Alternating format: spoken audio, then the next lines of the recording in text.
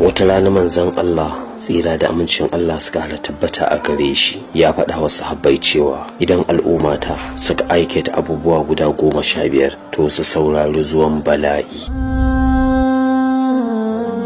Sahabbai suka ce menene waɗannan abubuwa guda 15 ya Rasulullah? Sai manzon Allah sallallahu alaihi wasallam ya ce, na ɗaya, idan dukiyar baitul mali ta kasance ganima ga waɗansu mutane a saurari zuwan bala'i. Idan amana ta kasance abincin yewa, wato aka wofantar da ita ba a bayar da ita kamar yadda shari'a ta umarta, a saurari zuwan bala'i. Idan masu dukiya suka ɗauki zakka kamar wani haraji ne aka ɗora a kansu, a saurari zuwan bala'i. Idan aka wayi gari mutum yana girmama abokansa yana wulakanta mahaifansa, a saurari zuwan bala'i.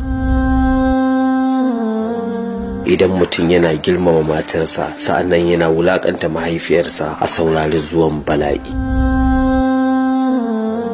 Idan aka koma ana koyon karatun alkur'ani ba don Allah ba, sai don saboda duniya ko don wata gasa da wani yake bukatar ya ci don yayi nasara yayi suna, a saurari zuwan bala'i.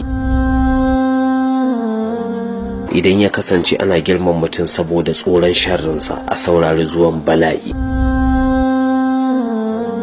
Idan ya kasance ana shan giya iri daban-daban, a saurari zuwan bala'i. Idan ya kasance ana ado da alharini bayan shari'a ta hana, a saurari zuwan bala'i.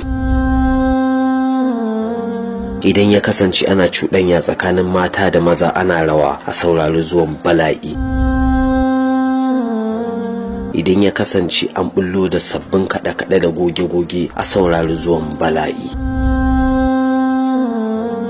Idan ka ji ana daga sauti ana hayaniya a masallatai, a saurari zuwan bala'i.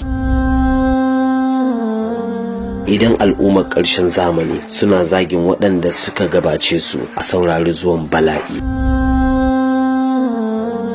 Idan zinace-zinace suka yawaita a sarari, a saurari zuwan bala'i.